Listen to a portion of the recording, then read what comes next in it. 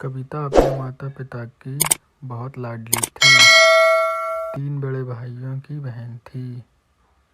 कोई भी चीज़ मांगने पर उसी वक्त सामने हाजिर हो जाती। पूरे घर में रौब था उसका।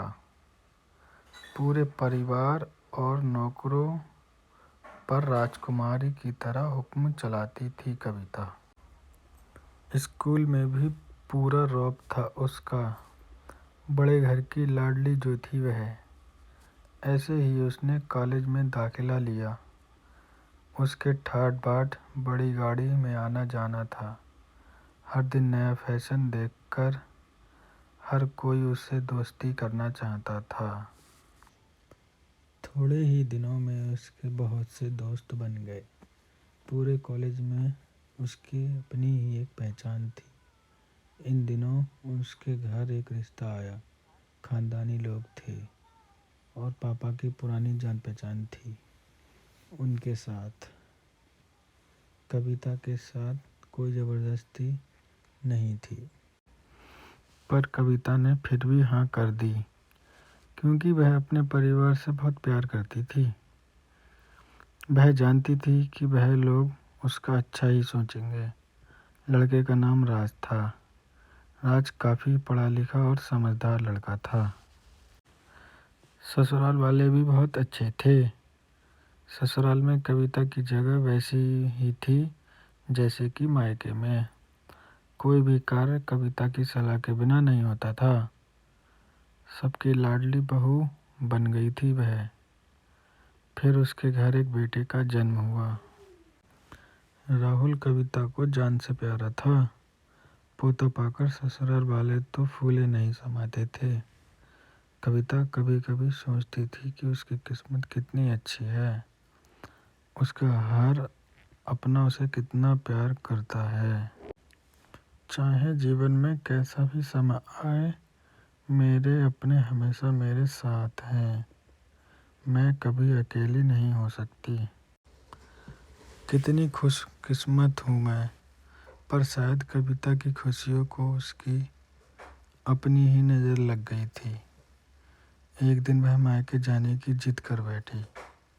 राज को बहुत काम था, लेकिन वह फिर भी उसे ले गया। रास्ते में उनकी गाड़ी अन्य गाड़ी से टकरा गई। कविता, राज और राहुल बुरी तरह से जख्मी हो गए। काफ़ी दिनों के इलाज के बाद राज और राहुल तो ठीक हो गए, लेकिन कविता पूरी तरह ठीक न हो सकी। सर पर चोट लगने के कारण वह अपनी आंखों की रोशनी खो बैठी। अब कविता की किस्मत जैसे उल्टे पांव चलने लगी। मायके वाले कुछ दिनों तक उससे मिलने आते रहे। फिर कभी कभार फ़ोन ही करके पूछ लेते कि अब कैसी हो। धीरे धीरे ये सिलसिला भी कम हो गया। ससुराल वालों की सहानुभूति भी कम होने लगी। घर में किसी के पास बैठने के लिए कहती तो जवाब मिलता, बहुत काम है, अब तुम भी हाथ नहीं बटा सकती हो। राज भी चिड़चिड़ा हो गया था। बस राहुल ही था उसके साथ, जिसके साथ हंसते खेलते उसका वक्त गुजरता। एक दिन कविता के हाथ में कुछ सामान गिर गया, जिसकी वजह से राहुल को हल्की सी चोट लग गई। कविता के सास ससुर ने राहुल को उससे अलग कर दिया कि कहीं उसके न देखने की वजह से बच्चे का कोई नुकसान न हो जाए। कविता अंदर से टूट चुकी थी। एक दिन उसने सबके सामने मायके जाने की इच्छा रखी तो राज उसे तुरंत मायके छोड़ आया, जैसे कि वह भी यही चाहता था। लेकिन राहुल को उसके साथ नहीं भेजा गया। कविता कभी राहुल से दूर नहीं रही थी, पर अपनी कमी के कारण उसने ज़्यादा बहस नहीं की। कविता को लगा कि वह 3-4 दिन वहाँ रहेगी तो थोड़ा हवा पानी बदल जाएगा, क्योंकि वह कितने दिनों से कहीं भी बाहर नहीं गई थी। घर वाले भी इतने दिनों बाद उसे देखकर कितने खुश होंगे। कविता के घर पहुंचने पर सब लोग बहुत खुश हुए। खाने में सब कुछ कविता की पसंद का ही बना था। उसने अपने मम्मी पापा और भाई भाभीयों से दिल खोलकर बातें की। उनके छोटे छोटे बच्चे भी बुआ के साथ घुल मिल गए थे।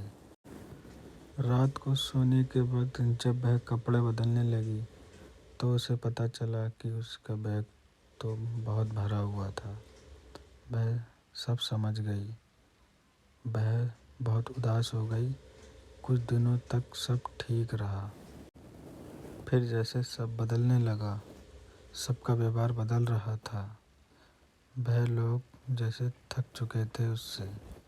सब लोग घुमा फिरा कर पूछने लगे कि राज कब आ रहा है उसे ले जाने के लिए। वह बहाना बना देती, जबकि वह जानती थी कि उस घर में अब उसके लिए कोई जगह नहीं है। कविता से चलते वक्त कुछ न कुछ नुकसान हो जाता। थोड़ी बहुत टोका-टकी उसे सुनाई देती और वह बात को अपनी टाल देती थी। एक दिन उसके हाथ से लगकर एक कीमती फूलदान टूट गया। छोटी भाभी ने बहुत हंगामा मचाया। कविता के माता पिता रोज रोज के झमेले से तंग आ गए थे। उन्होंने राज को खुद से फ़ोन कर दिया। राज कविता को अपने घर ले गया। कविता को अपने परिवार वालों से ये उम्मीद ना थी। जिस कविता के कहे बिना घर में एक पत्ता भी नहीं हिलता था, उस घर के लिए वह अब बोझ बन चुकी थी। राज के साथ ससुराल आते वक्त वह बहुत खुश थी, क्योंकि वह अपने घर जा रही थी, अपने जिगर के टुकड़े राहुल के पास।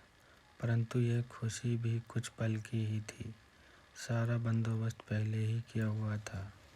कविता को सीधे ऊपर वाले कमरे में पहुंचा दिया गया। राहुल से दूर रहने की सख्त चेतावनी दे दी गई। एक कामवाली लता को उसकी जिम्मेदारी सौंपी गई, जो उसके खाने पहुंचाने जैसी ज़रूरतों का ध्यान रखती थी। कविता ज़्यादातर चुप ही रहती थी। कभी कभी कामवाली लता से थोड़ा बातचीत कर लेती थी और बतिया लेती थी। उसके ज़रिए राहुल का पता चल जाता है। सबकी लाडली बेटी और बहू सबके लिए लाडली से बोझ बन चुकी थी वह।